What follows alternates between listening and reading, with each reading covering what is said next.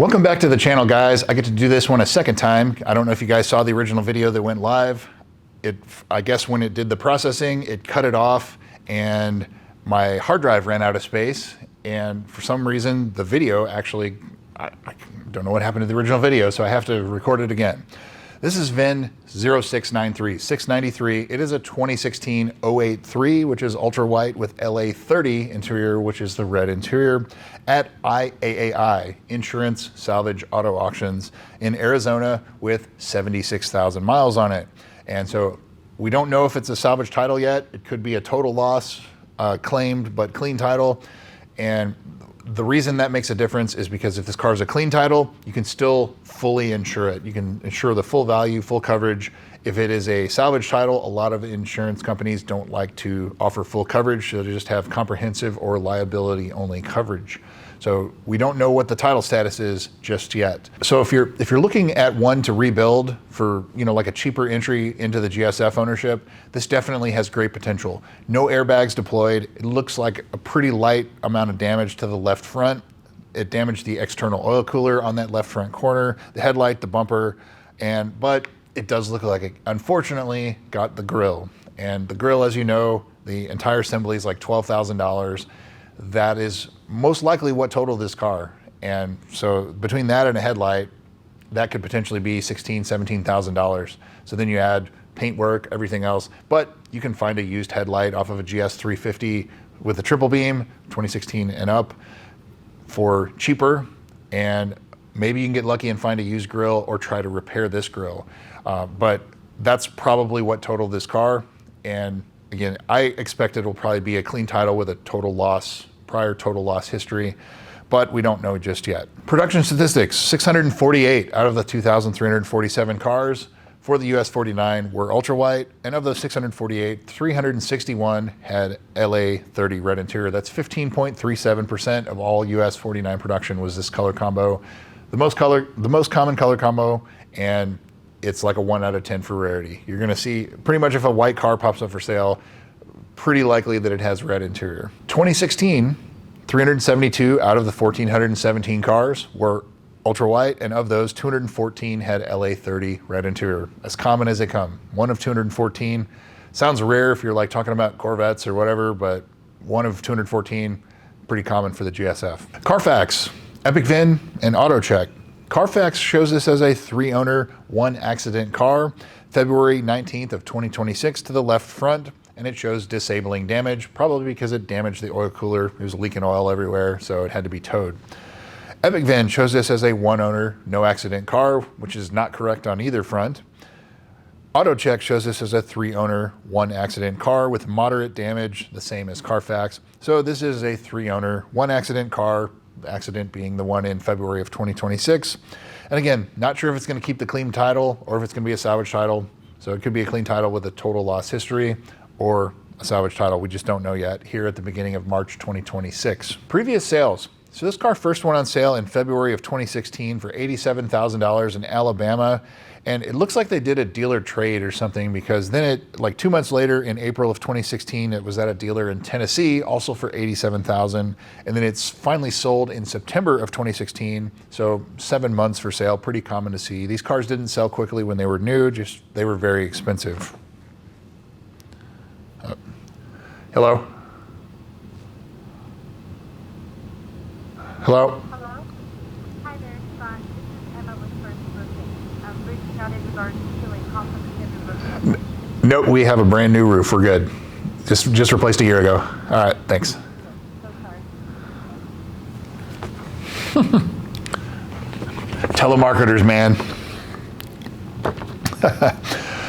Anyway, where was I? So, broke my concentration there.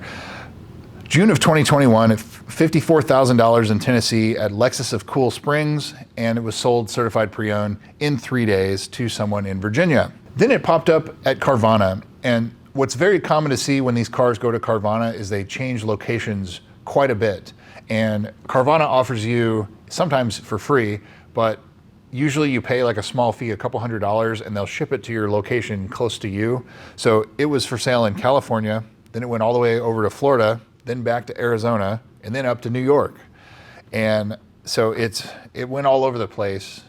Somebody didn't like what they saw, apparently, I don't know. On those photos in Carvana, it had a rear window visor, and it looks like it had spacers, wheel spacers on it too, because the wheels were right flush even with the fenders. And so the wheel spacers look like they're still on it now, but the visor is gone off the rear window. It was sold to a buyer in Arizona. And so basically from 2021 to 2026, this same Arizona owner had owned it. So like the last 5 years, it's had the same owner, and that's also good to see. So then the accident in February of 2026, and then it pops up at IAAI in Arizona, awaiting the title status. So now onto the photos. I talked about it a little earlier. It looks like a pretty easy fix. The big one is getting the grille replaced. You can probably run it as is, just with a little damage on the grille if you really wanted to, and worry about finding a grille later. But the big thing would, of course, be that front corner. The headlight, you can find a used headlight on eBay or elsewhere off of a GS 350 with the triple beam. It's the same part. It looks like the spacers are still on it, and the visor on the rear is gone. There's an orange sticker on the front windshield. I'm hoping that's not a biohazard sticker. I don't think it is. It could be like a tow sticker, but usually when you see an orange sticker on these cars at a salvage auction, it usually means biohazard, and the pictures aren't high quality enough where I can zoom in and see what it says. The car does have a chrome delete. It has black mirrors and it has black B-pillars. Don't know if they're wrapped, don't know if they're painted, or if they're replaced with 2020 model, but it has a chrome delete. So now into the price. If this car with 76,000 miles, had a clean title, no accidents, it's probably mid 40s, maybe even upper 40s.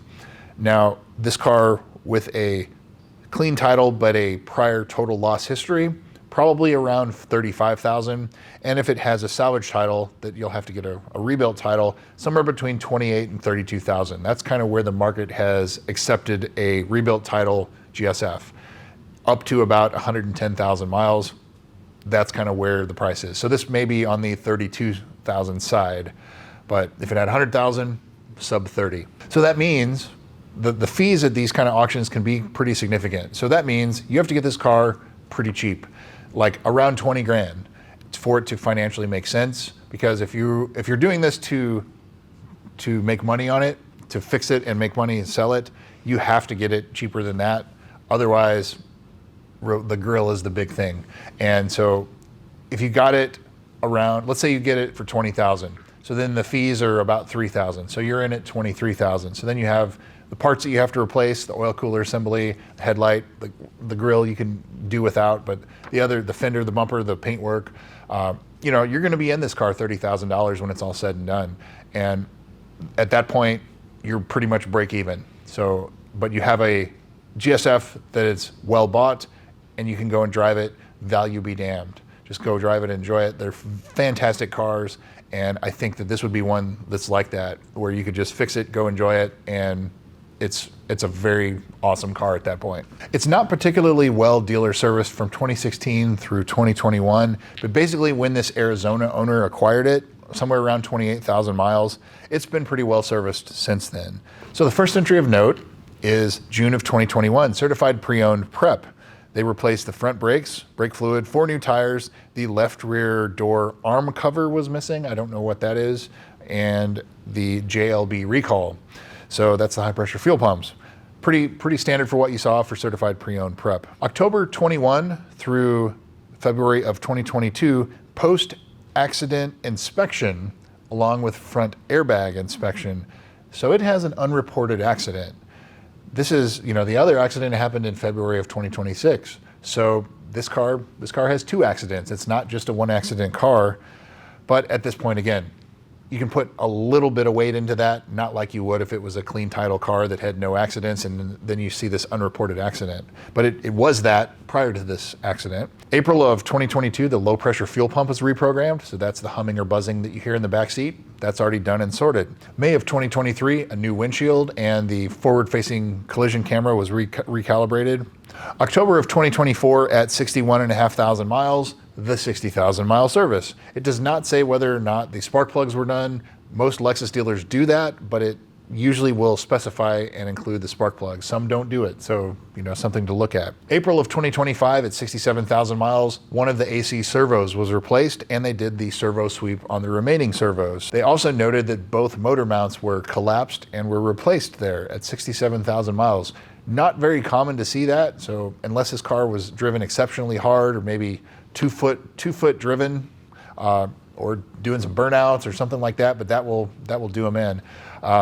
That's something that kind of odd to see, but it is done and it has new motor mounts fairly recently. Say in the very last service, October of 2025 at 72,000 miles, so that's like 4,000 miles ago, 70,000 mile service, and they noted that the front tires were at 330 seconds, the rear tires were at 530 seconds, front brakes at 8 millimeters, rears were at 9 millimeters. So the brakes are good, just basically gonna need tires, so expect to do that too.